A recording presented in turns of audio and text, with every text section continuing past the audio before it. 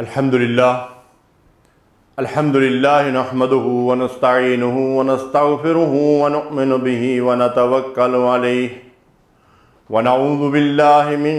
शुरूरि अनफुसिना व मिन सय्यिआति अअमालिना मन यहदिहिल्लाहु फला मुदिल्ल लहु व मन युद्लिल फला हादिय लहु व अशहदु अन ला इलाहा इल्लल्लाह वहदहु ला शरीक लहु व अशहदु अन्न मुहम्मदन अब्दुहु व रसूलुहु अम्मा बाद क़ाल रसूलुल्लाह सल्लल्लाहु अलैहि वसल्लम अर्बउन मन कुन्न फ़ीहि कान मुनाफ़िक़न ख़ालिसन व मन कानत फ़ीहि ख़स्लतुम मिनहुन्न कान फ़ीहि ख़स्लतुम मिनन निफ़ाक़ि हत्ता यदअहा इज़ा अ'तुमिना ख़ाना व इज़ा हद्दस कज़ब व इज़ा आहद गदर व इज़ा ख़ासम फजर औ कमा क़ाल सल्लल्लाहु अलैहि वसल्लम रब्बि इश्रह ली सदरी व यस्सिर ली अमरी वहलुल उक़दतम मिन लिसानी यफ़क़हू क़ौली सुब्हानक ला इल्म लना इल्ला मा अल्लमतना इन्नका अंतल अलीमुल हकीम अल्लाहुम्मा सल्लि अला मुहम्मदिन व अला आलि मुहम्मद कमा सल्लैता अला इब्राहीम व अला आलि इब्राहीम इन्नका हमीदुम मजीद अल्लाहुम्मा बारिक अला मुहम्मदिन व अला आलि मुहम्मद कमा बारकता अला इब्राहीम व अला आलि इब्राहीम इन्नका हमीदुम मजीद। माज़ूज़ और मोहतरम सामीन, आज के दर्स हदीस का मौजू है मुनाफ़िकीन की निशानियाँ। बुखारी और मुस्लिम की जो रवायत मैंने आपकी खिदमत में पेश की है, इस हदीस मुबारका की रोशनी में इंशाअल्लाह नफाक की अलामात और मुनाफ़िकीन की निशानियाँ आज की इस नशिस्त में बयान की जाएंगी। इस हदीस मुबारका में अल्लाह के हबीब अलैहिस्सलातु वस्सलाम इरशाद फरमाते हैं कि जिस आदमी में 4 खसलतें पैदा हो जाएं वो पक्का मुनाफिक हो जाता है, और जिस इंसान में इनमें से कोई एक खसलत हो उसमें से एक खसलत वाला आदमी गोया के 1/4 मुनाफिक हो जाता है जब तक कि वो उस आदत और खसलत को छोड़ ना दे। अब वो 4 खसलतें क्या हैं? फरमाया कि अगर उसके पास अमानत रखी जाए तो उसमें ख़यानत कर रही, और जब वो बात करे तो झूठ बोले, जब वादा करे तो उसकी खिलाफ वर्जी करे, अहद को तोड़ डाले, और जब किसी से उसका इख्तलाफ और नज़ा हो तो गाली गलोच पर उतर आए। फरमाया अर्बउन मन कुन्न फ़ीहि कान मुनाफ़िक़न ख़ालिसन, ये 4 खसलतें अगर किसी के अंदर इकट्ठी हो जाएं तो वो पक्का मुनाफिक हो जाता है। निफाक एक इंतहाई ख़तरनाक किस्म का मर्ज़ है जो इंसान के जिस्म को नुकसान नहीं पहुंचाता बल्कि उसकी रूह और उसके दीन और ईमान के लिए तबाहकुन साबित होता है। इसलिए सहाबा किराम रिज़वानुल्लाह अलैहिम अजमाइन हमेशा इस नफाक के हवाले से ख़बरदार रहते थे और अपने आप को इससे बचाने के लिए पूरी कोशिश किया करते थे। आज के दौरे में शायद हम अपने बारे में बड़ी खुशफहमियों में मुब्तला रहते हैं, लेकिन सहाबा किराम ऐसी खुशफहमियों में मुब्तला नहीं रहते थे। सैयदना उमर फ़ारूक रज़ी अल्लाह ताला अन्हो के दीन और ईमान के बारे में हम अच्छी तरह जानते हैं। नबी करीम सल्लल्लाहु अलैहि वसल्लम की वफ़ात के बाद हज़रत हुज़ैफ़ा रज़ी अल्लाह ताला अन्हो के पास पहुँच गए, जिनके बारे में सहाबा में ये बात मशहूर थी कि उनको रसूलुल्लाह सल्लल्लाहु अलैहि वसल्लम ने मुनाफ़िकीन के नाम बता दिए थे। तो उनसे कहते हैं कि अल्लाह का वास्ता देकर मैं तुमसे ये पूछता हूँ कि जिन मुनाफ़िकीन के नाम नबी सल्लल्लाहु अलैहि वसल्लम ने तुम्हें बताए हैं उनमें मेरा नाम तो शामिल नहीं। यानी जाहिर है कि जिस इंसान के पास कोई जमा पूंजी हो उस जमा पूंजी की हिफाजत के लिए वो पूरी कोशिश करेगा और तमाम ज़राए और वसाइल को इख्तियार करेगा और उसकी हिफाजत करेगा।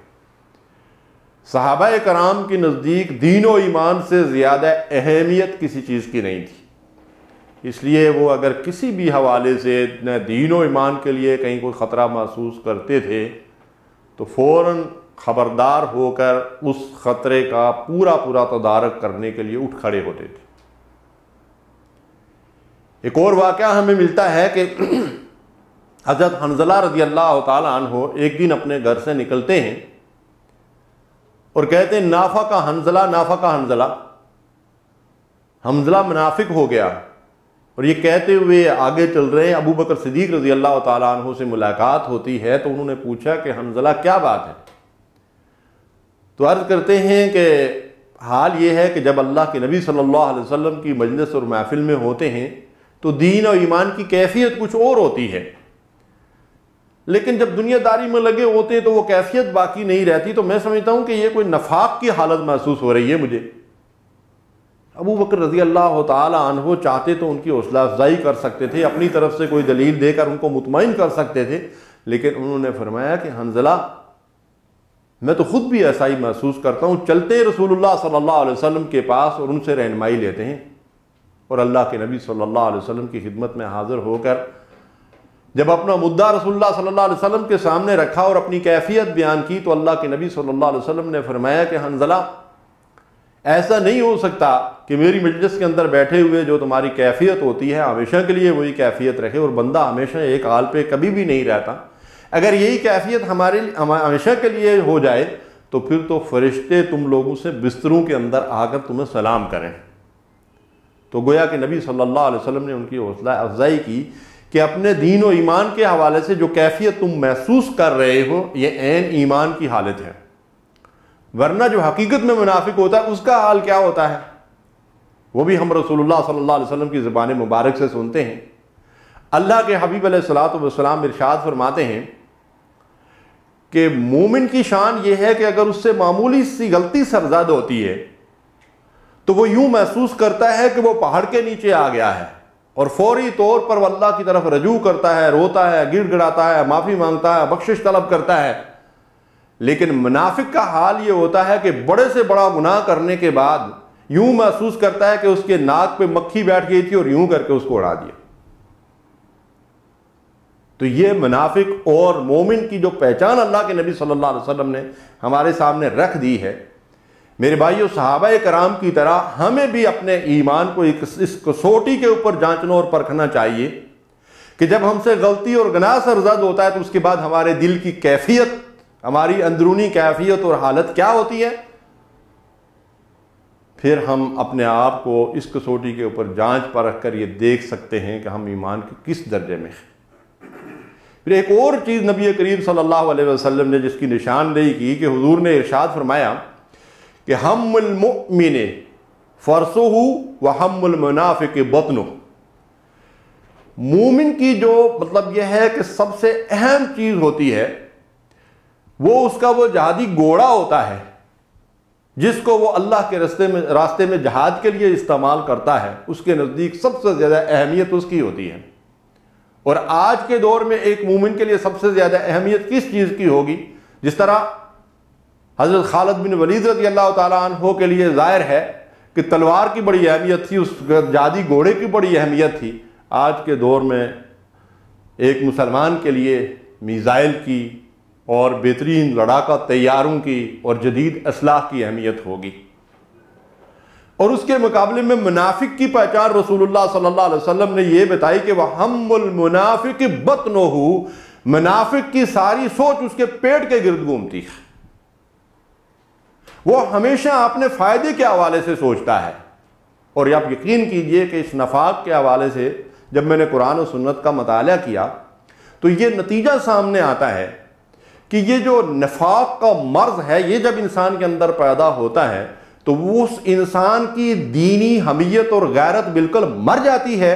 اور وہ اپنے پیٹ اور اپنی ذاتی مفاد کی خاطر جو ہے قوم اور ملک کے بڑے بڑے سودے کر گزرتا ہے۔ یہ نفاق کی بہت بڑی علامت ہے جو اللہ کے حبیب علیہ الصلوۃ والسلام نے ہمارے سامنے رکھی ہے کہ ایک مومن کی جو سوچ ہوتی ہے وہ کیا ہوتی ہے کہ وہ معمولی سی غلطی کرنے کے بعد اپنے آپ کو محسوس کرتا ہے کہ میں پہاڑ کے نیچے آ گیا ہوں، اور دوسرا یہ کہ اس کی سوچ اور فکر یہ ہوتی ہے کہ کن ذرائع اور کن واسطوں اور کن طریقوں سے اللہ کا دین دنیا کے اندر غلبہ حاصل کر سکتا ہے، ہمیشہ اس فکر میں رہتا ہے۔ جبکہ منافق جو ہے وَحَمُّ الْمُنَافِقِ بَطْنُهُ، ہمیشہ اپنے پیٹ اور اپنے مفادات کے حوالے سے سوچتا ہے۔ اب یہ جو پہچان نبی کریم صلی اللہ علیہ وسلم نے نفاق کی ہمارے سامنے رکھی ہے، اور جو حدیث مبارکہ ہمارے سامنے آئی ہے کہ 4 اس کی علامات ہیں،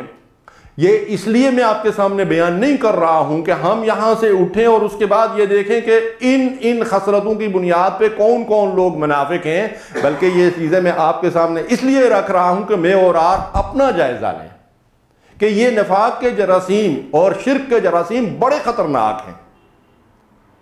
ان سے اپنے آپ کو بچانا بڑا ضروری ہے۔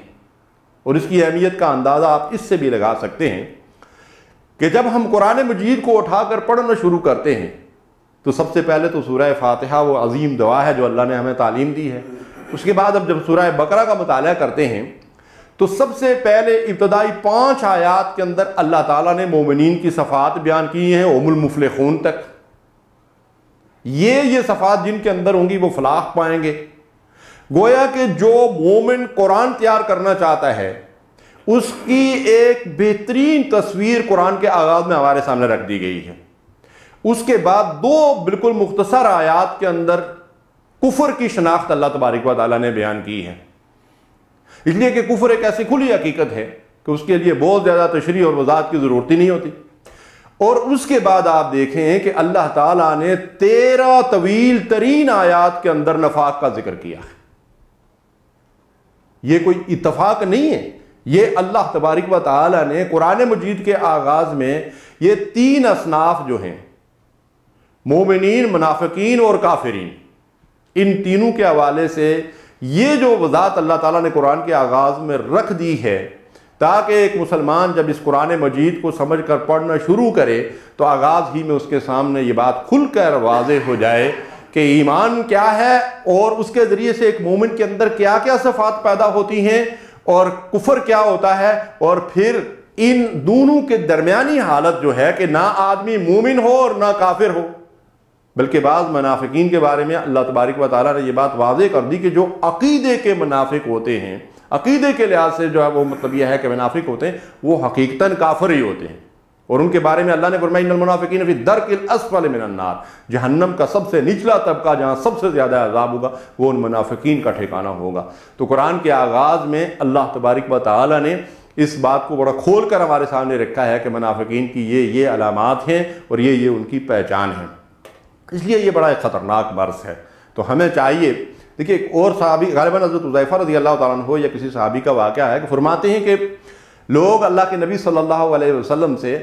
اچھی اور بلائی اور خیر کی باتیں پوچھا کرتے تھے، اور میں فتنوں اور شرور کے بارے میں دریافت کیا کرتا تھا، اور اس کی وجہ یہ تھی کہ میں ان چیزوں سے اپنے آپ کو بچانا چاہتا تھا کہ مجھے معلوم ہو کہ کیا کیا فتنے دین اور ایمان کے اندر جو ہے وہ مطلب یہ ہے کہ پیدا ہونے والے ہیں، اور کیا کیا برائیاں اور گناہ ہیں جو انسان کے دین اور ایمان کو برباد کرنے والے ہیں۔ تو میں ان کے بارے میں رسول اللہ صلی اللہ علیہ وسلم سے دریافت کیا کرتا تھا تاکہ ان برائیوں سے اپنے آپ کو جو ہے وہ دور رکھ سکوں اور محفوظ رکھ سکوں۔ تو یہ بھی اپنی اصلاح اور تربیت کے لیے گویا کہ ایک طریقہ کار ہے کہ انسان یہ معلوم کرے کہ اللہ کن چیزوں سے ناراض ہوتا ہے،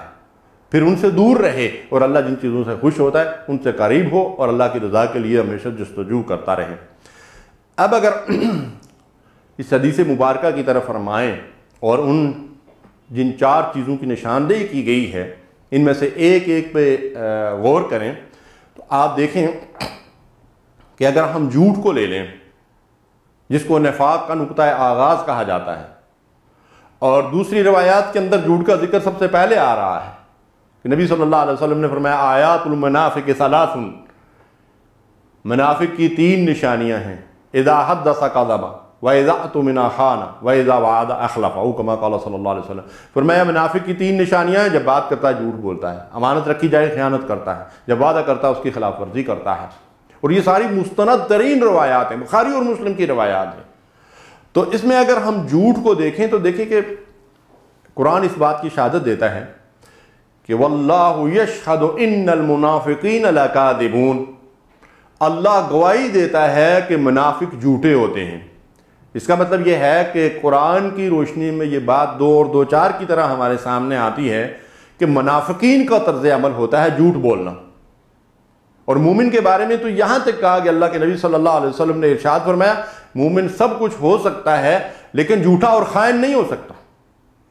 یعنی جھوٹ اور خیانت یہ ایمان کی بالکل ضد ہے۔ اور اللہ کے حبیب علیہ الصلوۃ والسلام نور نبوت سے پہلے صادق اور امین کی حیثیت سے معاشرے کے اندر اپنی ایک شناخت اور پہچان رکھتے تھے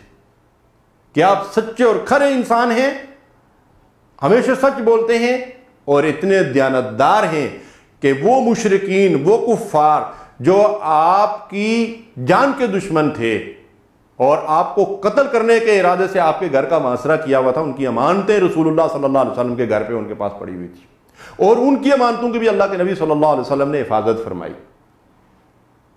تو رسول اللہ صلی اللہ علیہ وسلم کی پہچان سچائی، دیانتداری، عہد کی پاسداری اور کمزوروں اور بیواؤں اور یتیموں کی خدمت اور ان کی ضروریات کو پورا کرنا۔ آج ہم بھی اس بات کا جائزہ لیں کہ کیا ہماری بھی شناخت اور پہچان یہ ہے؟ ہمارا حال تو یہ ہے کہ ہمارے دوست احباب ہمارے اوپر اعتماد کرنے کے لیے تیار نہیں ہوتے، ہماری جو ہے وہ راست بازی کو، ہماری دیانتداری کو انہوں نے آزمایا ہوا ہوتا ہے۔ تو ہمیں اس آئینے کے اندر جو قرآن و سنت کی روشنی میں ہمارے سامنے آتا ہے، ہمیشہ اپنی خد و خال کو، اپنے سیرت و کردار کو اور اپنے اندرونی کیفیت کا جو ہے وہ جائزہ لینا چاہیے۔ کوئی اور ہماری اندرونی کیفیت سے واقف نہیں ہوتا، لیکن قرآن اس بات کی شہادت دیتا ہے کہ انسان خود اپنے آپ سے بہت اچھی طرح واقف ہوتا ہے۔ نفاق کے حوالے سے جب یہ بات ہمارے سامنے آتی ہے کہ جھوٹ اس کا نقطہ آغاز ہے، تو ہمارے یہاں ایک کہاوت مشہور ہے کہ ایک جھوٹ کو چھپانے کے لیے 10 جھوٹ بولنے پڑتے ہیں۔ اچھا، جھوٹ پھر بھی چھپتا نہیں ہے، لیکن جھوٹے آدمی کی عادت یہ ہوتی ہے کہ پھر وہ جھوٹ پہ پردہ ڈالنے کے لیے بہت سارے جھوٹ اور بولتا ہے، لیکن وہ اور زیادہ مطلب یہ ہے کہ بات واضح ہو جاتی ہے کہ یہ انسان جھوٹا ہے۔ اب جھوٹ اور سچ ایک دوسرے کی ضد ہیں۔ ہمیشہ کسی بھی چیز کو سمجھنے کے لیے مطلب یہ ہے کہ اس کی جو ضد ہوتی ہے اس کے ساتھ اس کا موازنہ جب کیا جاتا ہے تو پھر بات سامنے آتی ہے۔ اللہ کے نبی صلی اللہ علیہ وسلم ارشاد فرماتے ہیں ان الصدق ینجی والکذب یہلک، سچ تمہیں نجات دے گا اور جھوٹ تمہیں ہلاک اور برباد کر دے گا۔ جب یہ اللہ کے نبی صلی اللہ علیہ وسلم فرماتے ہیں تو اس میں کسی شک و شبہ کی تو کوئی گنجائش نہیں ہو سکتی۔ اب آپ دیکھیں کہ جھوٹ، سچ کیسے نجات دیتا ہے اور جھوٹ کیسے ہلاک و برباد کرتا ہے، کہ جھوٹے پہ اللہ نے لعنت فرمائی ہے، لعنت اللہ علی الکاذبین، جھوٹ بولنے والوں پہ اللہ کی لعنت ہے، یعنی ان لوگوں کو اللہ کی رحمت سے دور پھینک دیا جاتا ہے۔ اور جہاں تک سچائی کا تعلق ہے، سورہ مائدہ کی آیت ہے قال اللہ ھذا یوم ینفع الصادقین صدقہم، اللہ تبارک و تعالیٰ قیامت کے دن ارشاد فرمائیں گے کہ یہ وہ دن ہے جب سچے لوگوں کو ان کا سچ فائدہ پہنچائے گا۔ سچ بولنے والوں کو قیامت کے دن اللہ اعلان فرمائیں گے کہ جو سچے لوگ تھے، اور سب سے زیادہ سچے دنیا کے اندر انبیاء علیہم السلام ہوتے ہیں، اس کے بعد صدیقین جو اس نبوت کے بالکل قریب ترین، جیسے صدیقین کے امام ہیں حضرت ابوبکر صدیق رضی اللہ تعالیٰ عنہ، بہت زیادہ سچے انسان، انبیاء کے بعد ان کا درجہ ہے۔ پھر درجہ و درجہ شہداء اور صالحین اور عام مومنین۔ تو اللہ تعالیٰ فرماتا ہے کہ یہ قیامت کا دن ہوگا تو اللہ کی طرف سے اعلان کیا جائے گا کہ آج کا دن ہے، کہ آج کے دن سچ بولنے والوں کو، سچائی اختیار کرنے والوں کو، سچ کا ساتھ دینے والوں کو آج اس کا فائدہ پہنچے گا۔ اب کیا فائدہ ہے؟ قرآن کی زبانی سنیے، لَهُمْ جَنَّاتٌ تَجْرِي مِن تَحْتِهَا الْأَنْهَارُ خَالِدِينَ فِيهَا أَبَدًا، ان کے لیے ایسے باغات ہیں جن کے نیچے نہریں بہہ رہی ہوں گی اور وہ ہمیشہ ہمیشہ ان باغات کے اندر رہیں گے، ان جنتوں کے اندر رہیں گے۔ اور اس کے بعد رضی اللہ عنہم ورضوا عنہ، اللہ ان لوگوں سے راضی ہے اور وہ اپنے رب سے راضی ہیں۔ ذالک الفوز العظیم، یہ ہے سب سے بڑی کامیابی جو ان لوگوں کے حصے میں آئے گی جو دنیا میں سچ بولتے تھے، سچائی پہ قائم رہتے تھے اور سچے انسان تھے۔ اور اس کے مقابلے میں جھوٹ ان المنافقین فی الدرک الاسفل من النار، جہنم کے نچلے طبقے میں ان کا ٹھکانہ ہے۔ اور جھوٹ میں بہت سارے درجات ہیں۔ ایک ہے عام جھوٹ بولنا، ایک ہے جھوٹی قسم کھانا، اور ایک ہے جھوٹی گواہی دینا۔ یہ عام جھوٹ سے بھی زیادہ بڑے گناہ ہیں۔ قرآن مجید میں مومنین کی صفت یہ بیان کی گئی ہے کہ والذین لا یشہدون الزور، کہ وہ مومنین، اللہ کے پسندیدہ انسان، کبھی بھی جھوٹ کے گواہ نہیں بنتے۔ اور اللہ حکم دیتا ہے وَاجْتَنِبُوا قَوْلَ الزُّورِ، جھوٹی بات سے بالکل دور رہو۔ اور اللہ کے نبی صلی اللہ علیہ وسلم نے فرمایا، ابن ماجہ اور حاکم کی یہ روایت ہے کہ قیامت کے دن جھوٹی گواہی دینے والے کے قدم اپنی جگہ سے ہل نہیں سکیں گے جب تک اس کے اوپر جہنم واجب نہ ہو جائے۔ جھوٹی گواہی دینے والے، ہمارے ہاں کیا حال ہے؟ وکیل جھوٹے مقدمے بناتے ہیں، عدالتوں کے اندر جھوٹے گواہ جو ہے وہ پیش کیے جاتے ہیں۔ تو میرے بھائی اور بزرگوں، ہمیں چاہیے کہ جب یہ باتیں ہمارے علم میں آتی ہیں اور ہم قرآن و سنت کی روشنی میں اس بات کا مطالعہ کر کے نتیجے میں پہنچتے ہیں کہ جھوٹ تباہ اور برباد کر دینے والی چیز ہے اور بے شمار برائیوں کی جڑ اور بنیاد ہے۔ جیسے وہ مشہور واقعہ حدیث کا کہ ایک شخص نبی صلی اللہ علیہ وسلم کے پاس آ کر عرض کرتا ہے کہ بہت سارے گناہ ہیں لیکن سارے نہیں چھوڑ سکتا، کسی ایک گناہ کے چھوڑنے کا عہد کرتا ہوں۔ اللہ کے نبی صلی اللہ علیہ وسلم نے فرمایا کہ وعدہ کرو جھوٹ نہیں بولو گے۔ اس نے وعدہ کر لیا، عرب وعدے کے بڑے پابند تھے۔ تو جب وعدہ کر کے چلا گیا تو اس کے بعد کسی بھی گناہ کا ارادہ کرتا ہے، مثلا رات کے اندھیرے میں زنا کا، چوری کا، شراب کا، تو سوچتا ہے اللہ کے نبی صلی اللہ علیہ وسلم نے پوچھا تو کیا کہوں گا؟ اگر کہوں گا کہ یہ کام کیا تو حد جاری ہوگی، اگر کہوں گا کہ نہیں کیا تو جھوٹ ہو جائے گا، وعدے کی خلاف ورزی ہو گئے۔ ایک برائی سے بچتا ہے، دوسری سے بچتا ہے، تیسری سے بچتا ہے۔ ایک دن اللہ کے نبی صلی اللہ علیہ وسلم کی خدمت میں حاضر ہو کر عرض کرتا ہے، یا رسول اللہ صلی اللہ علیہ وسلم، وہ جھوٹ کے چھوڑنے سے ساری برائیاں خود بخود چھوٹ گئیں۔ تو یہ بہت بڑی مصیبت اور بڑا وبال ہے، اور اس جھوٹ کی وجہ سے جو ہے وہ انسان تباہی اور ہلاکت کی طرف، جیسا کہ نبی صلی اللہ علیہ وسلم نے کیا فرمایا کہ ان الصدق ینجی والکذب یہلک، صدق سچائی تمہیں نجات دے گی اور جھوٹ تمہیں ہلاک اور برباد کر دے گا۔ اس لیے ہمیں جھوٹ سے بچنا چاہیے اور ہمیشہ سچ بولنا چاہیے۔ دوسری چیز جو بیان کی گئی ہے وہ کیا ہے؟ خیانت، کہ جب اس کے ساتھ پاس امانت رکھی جائے تو اس میں خیانت کرتا ہے، بددیانتی کرتا ہے۔ یہ بددیانتی اور خیانت بھی ایک بہت خطرناک قسم کا موضوع ہے، اور یہ جس قوم کے اندر، جن افراد کے اندر پیدا ہو جائے، ان کا دین و ایمان تباہ و برباد ہو جاتا ہے۔ اس لیے اللہ کے نبی صلی اللہ علیہ وسلم جب کبھی خطبہ ارشاد فرماتے تو صحابہ فرماتے ہیں کہ دو باتیں اللہ کے نبی صلی اللہ علیہ وسلم اس خطبے میں ضرور ارشاد فرمایا کرتے تھے۔ لا ایمان لمن لا امانۃ لہ، جو آدمی دیانتدار نہیں اس کا کوئی ایمان نہیں۔ ولا دین لمن لا عہد لہ، اور جو آدمی عہد کو پورا نہ کرے اس کا کوئی دین نہیں۔ تو اس کا مطلب یہ ہے کہ دیانتداری عین دین اور ایمان ہے، اگر یہ نہیں ہے تو آدمی کا کوئی دین و ایمان نہیں۔ اور قرآن کہتا ہے وَلَا تَكُن لِّلْخَائِنِينَ خَصِيمًا، نہ صرف قرآن اس سے منع کرتا ہے کہ بددیانتی اور خیانت نہ کرو، بلکہ قرآن یہ کہتا ہے کہ وَلَا تَكُن لِّلْخَائِنِينَ خَصِيمًا، بددیانت اور خائن لوگوں کے حمایتی مت بنو۔ ان کی حمایت سے بھی قرآن منع کرتا اور روکتا ہے۔ اور جیسا میں عرض کر چکا ہوں کہ اللہ کے نبی صلی اللہ علیہ وسلم تو نبوت اور رسالت سے پہلے امین اور صادق مشہور و معروف تھے۔ آپ جب یہ شہرت رکھتے تھے تو حضرت خدیجہ رضی اللہ تعالی عنہا نے آپ کے بارے میں سنا تو آپ کی خواہش ہوئی کہ وہ رسول اللہ صلی اللہ علیہ وسلم کو اپنا مال تجارت دے کر شام کی طرف بھیجیں۔ اللہ کے نبی صلی اللہ علیہ وسلم نے اس درخواست کو قبول کیا اور مال تجارت لے کر چلے گئے۔ حضرت خدیجہ رضی اللہ تعالی عنہا مکے کی بڑی مشہور، انتہائی شریف اور متمول قسم کی خاتون تھی، بڑے خاندان کی عورت تھی، اور بہت سا مال تجارت ہوتا تھا۔ بعض روایات سے تو پتہ چلتا ہے کہ ایک طرف خدیجہ رضی اللہ تعالیٰ عنہ کا قافلہ ہوتا تھا اور دوسری طرف سارے اہل مکہ کا قافلہ ہوتا تھا، اتنی بڑی تاجر تھی۔ تو انہوں نے رسول اللہ صلی اللہ علیہ وسلم کے ذریعے سے جب مال تجارت شام کی طرف بھیجا تو واپس آ کر ان کے غلام نے یہ گواہی دی کہ اتنا دیانتدار، اتنا شریف النفس، اتنا بااصول انسان میں نے کبھی زندگی میں نہیں دیکھا، اور سب سے زیادہ منافع کما کر رسول اللہ صلی اللہ علیہ وسلم لے کر آئے۔ اسی بات سے متاثر ہو کر انہوں نے رسول اللہ صلی اللہ علیہ وسلم کو نکاح کا پیغام بھیجا تھا۔ تو یہ رسول اللہ صلی اللہ علیہ وسلم کی دیانتداری کا نتیجہ تھا۔ اس لیے اللہ کے نبی صلی اللہ علیہ وسلم نے فرمایا کہ دیانتداری عین ایمان ہے، اور جو آدمی دیانتدار نہیں ہے اس کا کوئی ایمان نہیں ہے۔ ان اللہ لا یحب الخائنین، اللہ تعالیٰ بددیانتوں کو، خائن لوگوں کو پسند نہیں کرتا ہے۔ دین اسلام کے اندر، شریعت اسلامی کے اندر امانت کا تصور بہت وسیع ہے۔ ہم صرف یہ سمجھتے ہیں کہ کسی نے کسی کے پاس کوئی جمع پونجی رکھی ہو، سونا چاندی رکھا ہو تو وہ اس کی امانت ہوتی ہے، اللہ کر صلی اللہ، لیکن نہیں، دین اسلام کے اندر امانت کا تصور بڑا وسیع ہے۔ حکمران ہوں، عہدے اور منصب پہ لوگ ہوں، وہ عہدہ اور منصب امانت ہے۔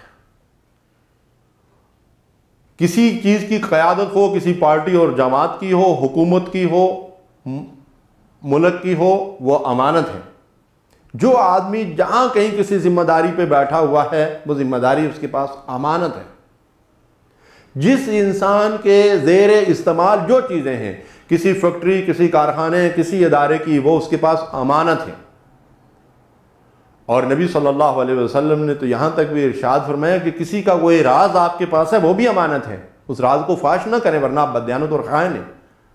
اور فرمایا کہ مشورہ دینے والا امین ہوتا ہے، مشورے کو بھی نبی صلی اللہ علیہ وسلم نے امانت قرار دے دیا۔ آپ سے کوئی آدمی کسی معاملے میں مشورہ مانگ رہا ہے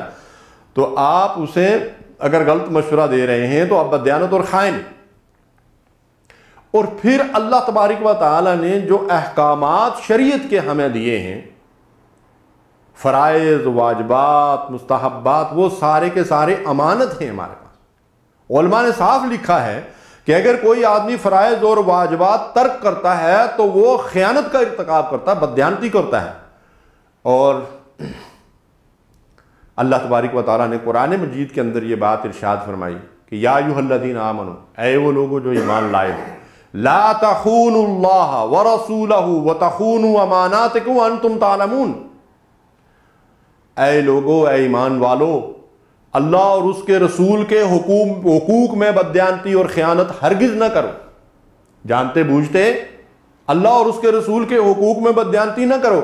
اور نہ ہی اپنے ان باہمی معاملات میں جن میں تمہیں کسی چیز کی حفاظت کرنی ہو، اس حفاظت کے معاملے میں بھی بددیانتی اور خیانت نہ کرو۔ یعنی اللہ اور رسول کے ساتھ بددیانتی اور خیانت کیا ہے کہ اللہ اور اس کے رسول کے حقوق ادا نہ کیے جائیں۔ تو اللہ کا حق کیا ہے؟ اللہ کی بندگی اور غلامی، اس کی عبادت، اس کے احکامات کی پیروی، اس کی منع کی ہوئی چیزوں کو چھوڑ دینا، اور اس نے جو حکم دیا اس کے سامنے سر تسلیم خم کر دینا، رسول اللہ صلی اللہ علیہ وسلم کی لائی ہوئی شریعت کے مطابق زندگی بسر کرنا۔ تو امانت کا یہ وسیع تر تصور ہے۔ اور جہاں تک عہدے اور منصب کا تعلق ہے تو اللہ تعالیٰ نے تو قرآن مجید کے اندر اس کا ہمیں حکم دیا، ان اللہ یأمرکم ان تؤدوا الامانات الی اہلہا، امانتیں صرف ان لوگوں کے حوالے کرو جو اس کی اہلیت اور صلاحیت رکھتے ہیں۔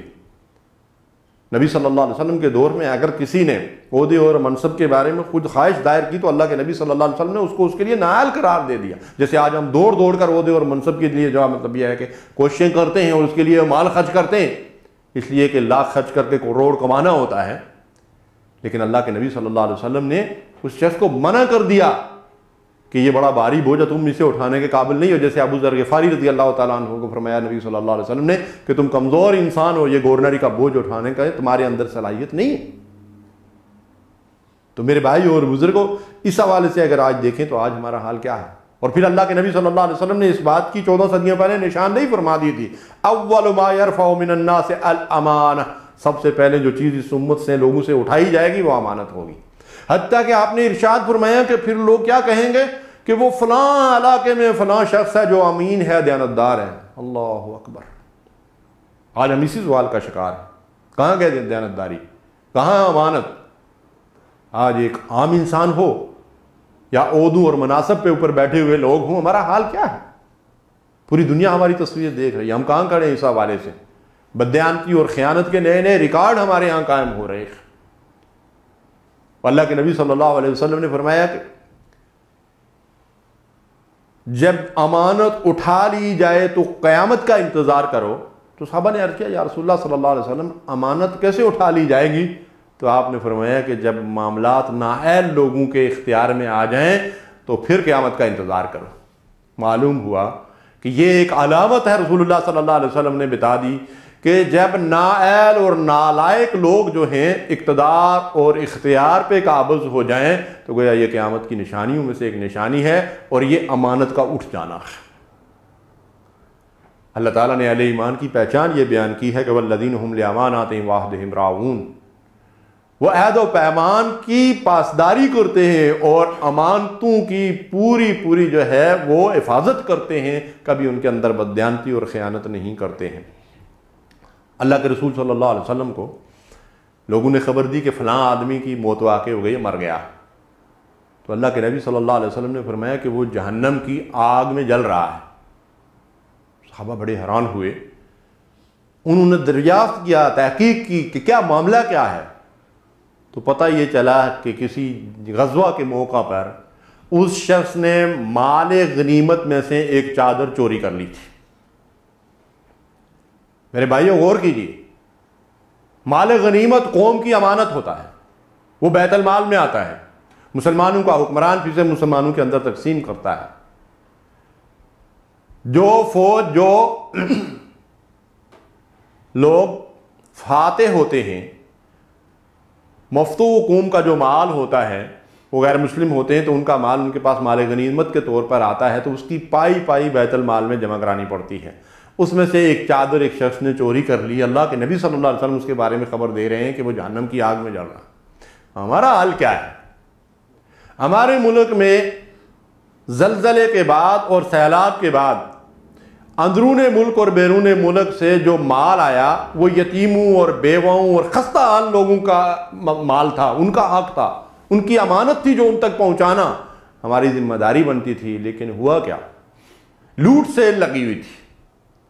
اور اس بات کے شواہد موجود ہیں، اور ہمارے میڈیا نے اس کی خبر دی ہے کہ وہ حکمرانوں اور وزیروں کے گھروں میں اچھا مال پہلے جاتا تھا اور اس کے بعد خراب مال جو ہے وہ لوگوں کے اندر تقسیم ہوتا تھا۔ پھر ہم رو رہے ہیں کہ برق گرتی ہے تو بیچارے مسلمانوں پر، ہمارا حال کیا ہے؟ تو کیا واقعی ہم بیچارے ہیں؟ یہ بیچارے نہیں ہیں، ہم نے اللہ کے ساتھ منافقت کی ہے، بدعہدی کی ہے۔ اللہ کا دین جو ہے اس دین کے تقاضوں کے مطابق عمل کرنے کے بجائے ہم نے اس دین کی کھلی خلاف ورزیاں کی، بددیانتی اور خیانت کا ارتکاب ہم نے کیا ہے۔ مال یتیم، حضرت عمر فاروق رضی اللہ تعالیٰ عنہ کی شان کیا تھی؟ بحرین فتح ہوتا ہے، مشک بڑی مقدار میں مدینہ پہنچتی ہے، حضرت عمر فاروق رضی اللہ تعالیٰ عنہ کی خواہش ہے کہ کوئی آدمی اسے ناپ تول کر بیت المال میں داخل کر دے کہ ہمیں پتہ ہو کہ ہمارے پاس کتنی مشک ہے، اس کے بعد پھر ہم لوگوں میں اس کو تقسیم کر دیں گے۔ تو آپ کی اہلیہ رضی اللہ تعالیٰ عنہ اس خواہش کا اظہار کرتی ہیں کہ میں اسے ماپ لیتی ہوں، ظاہر ہے اس وقت کا جو بھی پیمانہ ہوگا اس کے مطابق ہو۔ حضرت عمر رضی اللہ تعالیٰ عنہ نے انکار کر دیا، فرمایا میرے گھر کا کوئی آدمی اس مشک کو ہاتھ نہیں لگائے گا۔ کیوں؟ فرمایا کہ یہ مشک خوشبو ہے، جب تم اسے اپنے ہاتھ سے اٹھاؤ گی اس پیمانے کے اندر ڈالنے کے لیے، اسے ماپنے کے لیے، تو یہ تمہارے ہاتھوں سے لگے گی اور اتنی مشک ہمارے حصے میں زیادہ آ جائے گی، میرے گھر کا کوئی آدمی اس مشک کو ہاتھ نہیں لگائے گا۔ آج ہمارے حکمرانوں کا کیا حال ہے؟ قوم کی دولت کو مال غنیمت کی طرح لوٹ رہے اور اسے اپنا حق سمجھ کر کھا رہے، اور قوم خستہ حال ہوتی جا رہی ہے اور ان کی چوریاں اور ان کے خزانے جو ہے وہ بڑھتے جا رہے ہیں۔ ہم کہاں کھڑے ہیں؟ کیسا اسلام ہے؟ کیسی مسلمانی ہے؟ کیسا اللہ اور اس کے رسول پر ایمان ہے؟ اگر ایک چادر کی وجہ سے ایک شخص جو ہے وہ جہنم کا ایندھن بن سکتا ہے، جو کچھ ہم کر رہے ہیں ہمارا حال کیا ہوگا؟ اللہ سے ڈرنا چاہیے، معافی مانگنی چاہیے، کل قیامت کے دن ہمارا حال وہ نہ ہو جو اللہ کے نبی صلی اللہ علیہ وسلم نے ایک حدیث مبارکہ میں بیان کیا ہے کہ ایسا نہ ہو۔ ایک صحابہ فرماتے ہیں کہ ایک دن اللہ کے نبی صلی اللہ علیہ وسلم نے بڑا طویل خطبہ دیا، اور ایسا خطبہ تھا کہ لوگوں کے رونگٹے کھڑے ہو گئے اور لوگوں کے آنسو رواں ہو گئے، اور اس خطبے میں اللہ کے نبی صلی اللہ علیہ وسلم نے یہ بات بھی ارشاد فرمائی، اس کا مختصر حصہ آپ کے سامنے رکھنا چاہتا ہوں جس کا تعلق امانت سے ہے، کہ اللہ کے نبی صلی اللہ علیہ وسلم نے اس میں امانت کے ضائع ہونے کا ذکر بھی کیا، اور ارشاد فرمایا کہ ایسا نہ ہو لوگوں کہ قیامت کے دن تم میرے پاس اس حال میں آؤ کہ کسی کے کندھے پہ شتر مرغ سوار ہو، کسی کے کندھے پہ اونٹ سوار ہو،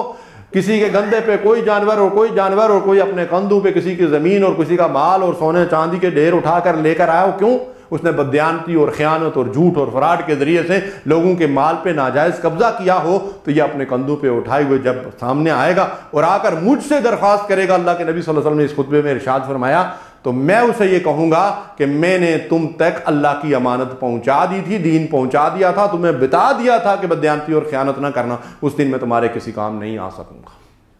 تو اللہ تعالیٰ اس انجام بد سے ہمیں بچائے اور دیانتداری اختیار کرنے کی توفیق دے۔ اس کے بعد جو تیسری چیز ہمارے سامنے آتی ہے وہ کیا ہے؟ بدعہدی۔ بدعہدی اس کو وعدہ خلافی کہتے ہیں، یہ بہت بڑا گناہ ہے۔ وعدہ عہد خواہ کسی تحریری شکل میں ہو یا زبانی ہو۔ اب بعض لوگ زبانی وعدوں کو اہمیت نہیں دیتے اور وعدہ کرنے کے بعد انکار ہو جاتے ہیں، وہ سوچتے نہیں ہیں کہ ہمارا معاملہ کس سے ہے، معاملہ اللہ سے ہے۔ وَأَوْفُوا بِالْعَهْدِ إِنَّ الْعَهْدَ كَانَ مَسْئُولًا،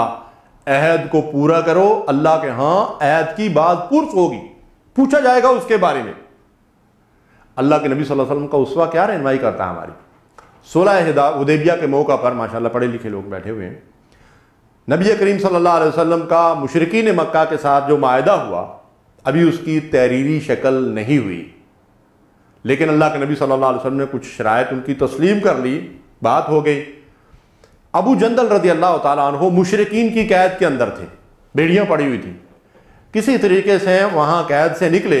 اور رسول اللہ صلی اللہ علیہ وسلم کے پاس پہنچ گئے۔ بڑے پیارے صحابی تھے نبی صلی اللہ علیہ وسلم کو، بڑی محبت کرتے تھے رسول اللہ صلی اللہ علیہ وسلم ان سے، اور جب اس حال میں دیکھا کہ بیڑیاں پڑی ہوئی ہیں اور کافروں سے بھاگ کر مسلمانوں کے پاس پہنچ گئے ہیں، تو اللہ کے نبی صلی اللہ علیہ وسلم نے فرمایا کہ ابو جندل، ہم نے معاہدہ کر لیا ہے اور ہم اس معاہدے کی خلاف ورزی نہیں کر سکتے، جاؤ اللہ تمہارے لیے کوئی سبیل پیدا کرے گا۔ اللہ کے نبی صلی اللہ علیہ وسلم نے اس معاہدے کے مطابق ابو جندل کو دل پہ پتھر رکھ کر کفار کے حوالے کر دیا۔ تو میرے بھائی عرض کرنے کا مقصد یہ ہے کہ عہد کی پاسداری دین و ایمان کی بنیاد ہے، جیسا کہ آپ حدیث مبارکہ سن چکے ہیں کہ نبی صلی اللہ علیہ وسلم کیا ارشاد فرماتے تھے اپنے خطبے میں؟ لا دین لمن لا عہد لہ، جو شخص عہد پورا نہیں کرتا اس کا کوئی دین نہیں ہے۔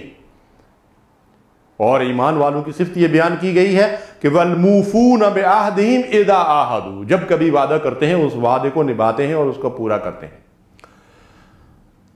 ایک حدیث مبارکہ ہے جس میں نبی کریم صلی اللہ علیہ وسلم نے یہ بات بھی ارشاد فرمائی، جہاں منافقین کی نشانیاں بیان کی گئیں، خصلتیں بیان کی گئی ہیں۔ ارشاد فرمایا آیات المنافق ثلاث، منافق کی 3 نشانیاں ہیں۔ ارشاد فرمایا وَإِن صَلَّى وَصَامَ وَزَعَمَ أَنَّهُ مُسْلِمٌ، اگر یہ 3 نشانیاں اس کے اندر ہیں جن کا میں ذکر کر چکا ہوں، تو فرمایا کہ وہ نماز پڑھے، وہ روزہ رکھے اور اپنے آپ کو مسلمان سمجھتا ہو، اس کے باوجود وہ منافق ہے۔ تو اس سے ہمیں جان لینا چاہیے کہ نماز روزہ اپنی جگہ ہے، اس کی اپنی اہمیت ہے، وہ تو اللہ کا حکم ہے، وہ تو فرض ہے، اس کو ادا کرنا ہی ہے، لیکن نماز روزے کے ساتھ جھوٹ بھی ہو، بددیانتی بھی ہو، دھوکہ دہی بھی ہو، خیانت بھی ہو، بدعہدی بھی ہو، تو یہ اسلام نہیں۔ اسلام کا تقاضا کیا؟ ادخلوا فی السلم کافہ، پورے کے پورے مسلمان، یک رنگی اختیار کرو، 2 رنگی اللہ کو قبول نہیں۔ تو عہد کی بڑی اہمیت ہے اور عہد کی مختلف قسمیں ہیں۔ سب سے بڑا عہد تو ہم نے اپنے رب سے کیا ہے، لا الہ الا اللہ محمد رسول اللہ، اس سے بڑا کوئی عہد نہیں، یہ ہے عہد بندگی۔ تو ہم اپنی زندگیوں میں اس بات کا جائزہ لیں کہ اللہ سے کیے ہوئے اس عہد کی پاسداری کر رہے ہیں کہ ہم تیرے سوا کسی کو الہ اور معبود نہیں بنائیں گے، کسی اور کی پوجا اور پرستش نہیں کریں گے، کسی اور کو حاکم نہیں مانیں گے، تیری بندگی اور غلامی میں زندگی بسر کریں گے، تیرے رسول کا اتباع اور اطاعت کریں گے۔ یہ ہم میں سے ہر ایک نے اللہ سے عہد کیا ہوا۔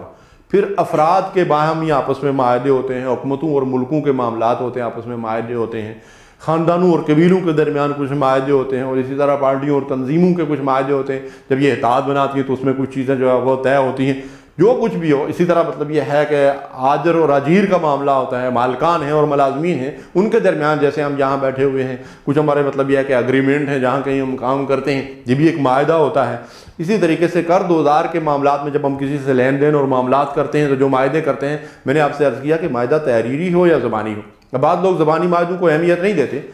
آپ دیکھیں ایک آدمی کلمہ پڑھ کر مسلمان ہوتا ہے تو وہ کسی کاغذ کے اوپر لکھتا تو نہیں ہے کہ میں مسلمان ہو گیا ہوں، یہ دنیا میں سب سے بڑا معاہدہ تو یہی ہے نا کہ ایک آدمی کلمہ پڑھ کے مسلمان ہو گیا ہے، اور یہ معاہدہ زبانی طور پر ہوتا ہے، تحریری نہیں ہوتا۔ تحریر کی اپنی اہمیت ہے، اللہ کا حکم ہے، ہونا چاہیے وہ ثبوت کے طور پر، لیکن ہمیں اس بات کو نظر انداز نہیں کر دینا چاہیے کہ اس معاہدے کی جو ہے وہ مطلب کوئی ثبوت نہیں ہے، اس لیے میں جھوٹ بول کر مطلب یہ ہے کہ دوسرے فریق سے ناحق فائدہ اٹھاؤں، یہ بہت بڑا گناہ ہے۔ تو اسی طرح مطلب یہ ہے کہ ایک عقد جو ہے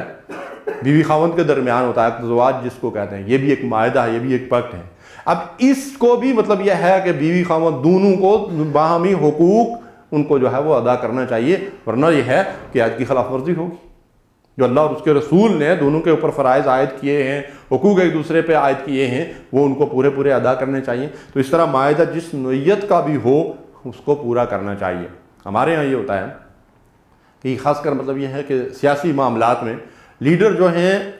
جب ان کو ووٹ لینے ہوں پبلک سے اور عوام سے، تو بڑے بڑے وعدے جو ہے وہ لوگوں سے کرتے ہیں، بلکہ یہ ہوگا کہا جائے تو غلط نہ ہوگا کہ بڑے بڑے جھوٹ بولتے ہیں، اس لیے کہ وہ وعدے کبھی پورے نہیں ہوتے تو جھوٹ ہی ہوتا ہے نا۔ تو ہمیں یہ سوچنا چاہیے کہ ہم باشیت قوم کدھر جا رہے ہیں، ہماری لیڈرشپ کا حال کیا ہے، اور وہ وعدے جو ہیں وہ الا ماشاء اللہ مطلب یہ ہے کہ وہ کبھی پورے نہیں ہوتے، بلکہ یہاں تک ہوتا ہے کہ ایک ڈکٹیٹر جو ہے جب شبخون مار کر اقتدار کے اوپر قبضہ کرتا ہے تو وہ اعلان کرتا ہے کہ میں اتنے مہینوں یا اتنے سالوں کے اندر جو ہے وہ اقتدار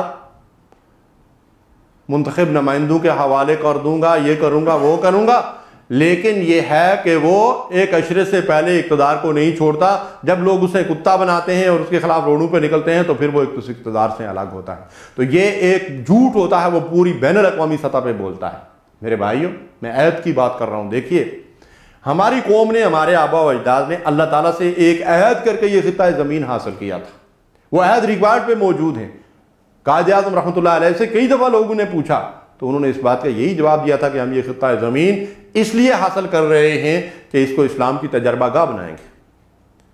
ہم یہاں شریعت کے نظام کو نافذ کریں گے، یہاں قرآن و سنت کی بالادستی ہوگی۔ تو یہ باحثیت قوم ہم نے اللہ تبارک و تعالیٰ سے وعدہ کیا تھا، عہد کیا تھا، 67 سال سے اس عہد کی خلاف ورزی کرتے جا رہے ہیں اور اب اس کی ہمیں سزا مل رہی ہے۔ تو اللہ تعالیٰ کا یہ حکم ہے کہ عہد کو پورا کرو، عہد کے بارے میں اللہ تعالیٰ کے ہاں باز پرس ہوگی۔ چوتھی چیز جو منافق کی نشانی اس حدیث مبارکہ میں بیان کی گئی ہے وہ کیا ہے؟ وَإِذَا خَاصَمَ فَجَرَ، جب اس کا کسی کے ساتھ کوئی اختلاف ہو جائے تو وہ گالی گلوچ، بد زبانی اور بد کلامی کرتا ہے۔ معلوم یہ ہوا کہ یہ بد کلامی کرنا، بد زبانی کرنا، ایک دوسرے پہ کیچڑ اچھالنا، لان تان کرنا، یہ مومن کی شان کے بالکل خلاف ہے۔ اللہ کے نبی صلی اللہ علیہ وسلم نے فرمایا کہ مومن لان تان کرنے والا، گالی گلوچ کرنے والا، فوش بکنے والا اور زبان درازی کرنے والا نہیں ہوتا۔ ہماری قوم کے لیڈروں کا حال کیا ہے؟ دوسروں کو کیسی کیسی گالیاں دیتے ہیں، کس طریقے سے لان تان کرتے ہیں، جبکہ اللہ کے نبی صلی اللہ علیہ وسلم نے فرمایا کہ یہ کام مومن کی شان کے خلاف ہے۔ تو خواہ لیڈر ہو یا میری اور آپ کی طرح کا عام مزدور انسان ہو، ایک مسلمان کو یہ زیب نہیں دیتا کہ وہ فوش باتیں زبان سے نکالے، گالی گلوچ کرے اور بد زبانی جو ہے وہ کرے، یہ مومن کی شان کے خلاف۔ ترمذی کی روایت ہے اللہ تعالیٰ اس شخص سے بغض رکھتا ہے، توجہ سے سنیے بات کو، بہت خوفناک بات ہے، اللہ اس شخص سے بغض رکھتا ہے جو بے حیائی کی بات زبان سے نکالتا ہے اور بد زبانی کرتا ہے۔ جس شخص سے اللہ بغض رکھتا ہے اس سے بڑا بد نصیب انسان کون ہو سکتا ہے؟ اور یہ کون انسان ہے جو بد زبانی کرتا ہے، گالی گلوچ کرتا ہے؟ زبان میرے بھائیو اللہ تعالیٰ کی بہت بڑی نعمت ہے، اس زبان کی حفاظت ایک بہت بڑی ذمہ داری ہے۔ اس لیے اللہ کے نبی صلی اللہ علیہ وسلم نے فرمایا کہ اگر تم مجھے 2 چیزوں کی حفاظت کی ضمانت دو تو میں تمہیں جنت کی ضمانت دیتا ہوں، ایک زبان اور دوسری شرمگاہ۔ آفات اللسان کے اوپر درس قرآن ریکارڈ ہو چکا ہے، آپ کئی دفعہ سن چکے ہیں۔ بہت ساری ایسی برائیاں ہیں، 40 سے زیادہ برائیاں جو ہے علماء کرام نے جمع کی ہیں اور گنوائی ہیں جن کا تعلق انسان کی زبان سے ہے، اور ان میں سے اکثر بلکہ ساری کبیرہ گناہ کی تاریخ میں آتے ہیں۔ اور ابھی جن کی ہم بات کر رہے ہیں، جھوٹ بولنا، بدعہدی کرنا، گالی گلوچ کرنا، ان ساری چیزوں کا تعلق تو زبان سے ہی۔ اس لیے زبان کی حفاظت کرنا چاہیے۔ اللہ تعالیٰ کی جتنی نعمتیں ہیں ثم لا تسألن یومئذ عن النعیم، قیامت کے دن اللہ تعالیٰ ان نعمتوں کے بارے میں ہم سے جب بات پرس کرے گا تو اس زبان کے بارے میں بھی اللہ کے ہاں ہمیں جواب دہی کرنی پڑے گی۔ یہ اللہ نے گالیاں دینے کے لیے، غیبتیں کرنے کے لیے، جھوٹ بولنے کے لیے اور دوسروں کی برائیوں کے لیے اور بہتان تراشیوں کے لیے اللہ تعالیٰ نے یہ زبان کی نعمت ہمیں نہیں دی ہے۔ اللہ ارشاد فرماتے یوم تشہد علیہم السنتہم وایدیہم وارجلہم بما کانوا یعملون، قیامت کا دن ہوگا تو لوگوں کی زبانیں اور ان کے ہاتھ اور ان کے پاؤں ان اعمال کے بارے میں گواہی دیں گے، وہ اعمال جو انہوں نے اپنی زبان سے اور اپنے ہاتھوں سے اور اپنے پاؤں سے کیے ہوں گے۔ تو ہم ہمیشہ اپنی زبان سے جو کچھ بولیں، جو الفاظ نکالیں، یہ سوچ کر کے کہ یہ قیامت کے دن مجھے ان کے بارے میں اللہ کے ہاں جواب دہی کرنی ہے۔ نبی صلی اللہ علیہ وسلم نے فرمایا کہ آدمی کا دین درست نہیں ہو سکتا جب تک اس کا دل درست نہ ہو، اور دل درست نہیں ہو سکتا جب تک اس کی زبان درست نہ ہو۔ زبان کو دل کا ڈھکنا بھی کہا جاتا ہے، اس لیے جب یہ ڈھکنا کھلتا ہے تو جو کچھ ادھر اندر ہوتا ہے ادھر زبان سے وہی نکلتا ہے۔ سیدنا عیسیٰ علیہ السلام کا واقعہ ملتا ہے کہ یروشلم کی کسی گلی میں گزر رہے تھے، سامنے سے یہودی آیا اور اس نے آپ کو گالیاں دینا شروع کر دی۔ عیسیٰ علیہ السلام اس کے حق میں دعائے خیر کرتے ہیں، ہدایت کی دعا کرتے ہیں، تو آپ کے ساتھ ایک حواری تھے، آپ کے ساتھی تھے، تو انہوں نے کہا کہ وہ تو آپ کو گالیاں دے رہا ہے اور آپ اس کے لیے دعائیں کر رہے ہیں۔ تو عیسیٰ علیہ السلام نے فرمایا کہ بھائی بات یہ ہے کہ ہر آدمی دوسرے کو وہی دیتا ہے جو کچھ اس کے پاس ہوتا ہے۔ اس کے پاس گالیاں ہیں، مجھے گالیاں دے رہا ہے، میرے پاس دعائیں ہیں، میں اس کو دعائیں دیتا ہوں۔ اللہ کے نبی صلی اللہ علیہ وسلم نے بھی طائف میں، مکے میں، ہر جگہ لوگوں کی گالیوں کے جواب میں، پتھروں کے جواب میں جسم لولان ہو گیا، اللہ کے نبی صلی اللہ علیہ وسلم نے ان کو دعائیں دی، اللہم اہد قومی فإنہم لا یعلمون، انہوں نے مجھے پہچانا نہیں ہے، یا اللہ ان کو ہدایت دے۔ تو یہ ایک مومن کی پہچان ہے کہ اس کی زبان شیریں ہوتی ہے۔ زبان شیریں ملک گیریں، یعنی زبان کو میٹھا رکھو، لوگوں کے دل جیت لو گے۔ اور اللہ کے نبی صلی اللہ علیہ وسلم نے مشرکین مکہ کے دل کس چیز سے جیتے تھے؟ فَبِرَا رَحْمَةٍ مِّنَ اللَّهِ لِنْتَ لَهُمْ، قرآن شہادت دیتا ہے کہ آپ کی نرم خوئی، آپ کی زبان کی شیرینی، آپ کی ان کے ساتھ محبت اور پیار، وہ پتھر پھینک رہے ہیں اور اس کے جواب میں آپ ان کے اوپر پھول برسا رہے ہیں، اس کے نتیجے میں یہ لوگ آپ کے قریب ترین دوست بن گئے۔ یہ اللہ کے نبی صلی اللہ علیہ وسلم کی شرافت تھی، یہ رسول اللہ صلی اللہ علیہ وسلم کی شیریں زبان تھی، جس کی وجہ سے وہ لوگ نبی کریم صلی اللہ علیہ وسلم کے قدم میں آ گئے۔ فتح مکہ کے بعد جو آپ کے بدترین دشمن تھے، حتیٰ کہ ابو جہل کا بیٹا اکرمہ بھی رسول اللہ صلی اللہ علیہ وسلم کے قدموں میں آ گیا، اور اس کے بعد ایک بڑا مجاہد بن کر اللہ کے راستے میں شہادت کے منصب پہ فائز ہوا۔ تو میرے بھائیو، زبان ایک مسلمان کی شناخت اور ایک پہچان کہ اس کی زبان کیسی ہے۔ اللہ کے نبی صلی اللہ علیہ وسلم کے پاس لوگوں نے آ کر عرض کیا کہ ایک خاتون ہے، وہ نماز روزے کی بڑی پابند ہے، صدقہ خیرات بھی کرتی ہے اللہ کی راہ میں، لیکن ایسی زبان دراز ہے کہ اس کے پڑوسی رشتہ دار اس سے سخت نالاں رہتے ہیں۔ آپ نے فرمایا جہنمی ہے وہ عورت۔ اور ایک عورت کا تذکرہ کیا کہ یا رسول اللہ صلی اللہ علیہ وسلم ایک عام سی عورت ہے، نماز روزے کی صوم و صلات کی پابند ہے، لیکن غریب عورت ہے، کبھی کبھی پنیر کا کوئی سوٹا ٹکڑا اللہ کی راہ میں صدقہ کر دیتی ہے، لیکن اس کی زبان اتنی شیریں ہے، اتنی مٹھاس ہے اس کی زبان کے اندر، اتنا حسن اخلاق ہے کہ ہر کوئی اس کی تعریف کرتا ہے، سے متاثر ہے۔ آپ نے فرمایا وہ جنتی عورت ہے۔ اور حضور نے فرمایا کہ قیامت کے دن انسان کے نامہ اعمال میں جو چیز سب سے زیادہ وزنی ہوگی وہ اس کا حسن اخلاق ہوگا۔ اور آپ صلی اللہ علیہ وسلم کے بارے میں قرآن شہادت دیتا ہے کہ وَإِنَّكَ لَعَلَىٰ خُلُقٍ عَظِيمٍ، آپ اخلاق کے سب سے بلند مرتبے پہ فائز۔ اور انسان کے اخلاق کا دائرہ بہت وسیع ہے، لیکن اس کے اخلاق کی پہچان جو ہے وہ اس کی زبان ہے، سب سے پہلی اور بنیادی پہچان۔ حضرت معاذ رضی اللہ تعالیٰ عنہ نے پوچھا کہ یا رسول اللہ صلی اللہ علیہ وسلم، جو کچھ ہم بولتے ہیں کیا وہ لکھ لیا جاتا ہے؟ حضور نے فرمایا معاذ تیری ماں کا بلا ہو، لوگ اپنی زبانوں ہی کی وجہ سے اوندے مونگ سیٹ کر جہنم میں ڈالے جائیں گے۔ دیکھیے ہمارا موضوع کیا چل رہا ہے۔ اللہ کے نبی صلی اللہ علیہ وسلم نے منافق کی چوتھی علامت یہ بتائی کہ وَإِذَا خَاصَمَ فَجَرَ، جب کسی کے ساتھ اس کا اختلاف ہو تو گالی گلوچ، بد زبانی اور بد کلامی کرتا ہے۔ تو اس کے مقابلے میں زبان کی حفاظت کہ قیامت کے دن اس کے بارے میں بعض پرس ہوگی، ہمیں اپنی زبان کی حفاظت کرنی چاہیے۔ یہ موضوع بڑا طویل ہے، زبان کی حفاظت کے حوالے سے انشاءاللہ آئندہ کسی نشست میں اس پہ تفصیلی بات ہوگی۔ آج کے اس درس میں جو باتیں ہمارے سامنے آئی ہیں وہ کیا ہے کہ اللہ کے نبی صلی اللہ علیہ وسلم نے پکے منافق کی 4 علامات، 4 خصلتیں بتائی ہیں۔ جھوٹا ہوتا ہے، بددیانت ہوتا ہے، بدعہدی کرتا ہے اور گالی گلوچ کرتا ہے۔ اللہ رب العالمین سے دعا ہے کہ ہمیں ان گناہوں سے بچنے کی توفیق عطا فرمائے، بلائی اور خیر پر ہم سب کو استقامت عطا فرمائے۔ وآخر دعوانا ان الحمد للہ رب العالمین، وصلی اللہ علی نبینا محمد وعلی آلہ وصحبہ اجمعین۔